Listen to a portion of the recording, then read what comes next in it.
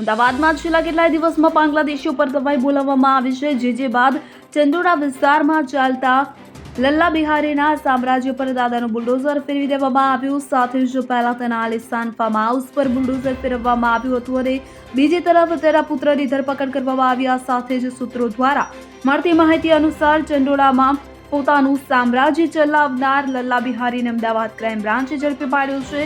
હાલ ક્રાઇમ બ્રાન્ચે તેની અટકાયત કરી છે. પોલીસ તપાસમાં સામે આવ્યું હતું કે લલ્લા બિહારી કોઈ પ્રસંગમાં રાજસ્થાન ગયો હતો. આ માહિતી મળતાની સાથે જ ક્રાઇમ બ્રાન્ચની ટીમ ત્યાં પહોંચી હતી, પરંતુ તે ત્યાં ન હતો. જો કે આ વિશે તપાસ કરતા બાદમાં તે પોલીસની પકડમાં આવી ગયો હતો. હવે વધુ તપાસમાં નવા ખુલાસાઓ સામે આવવાની શક્યતાઓ છે, જે તપાસના અંતે જ સામે આવશે.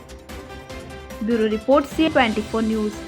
હવે જુઓ દેશ દુનિયાની તમામ ખબરો તમારી આંગળીના ટેરવે. ઉઠાવો મોબાઈલ અને Google Play Store પરથી ડાઉનલોડ કરો અમારી CN24 ન્યૂઝ મોબાઈલ એપ.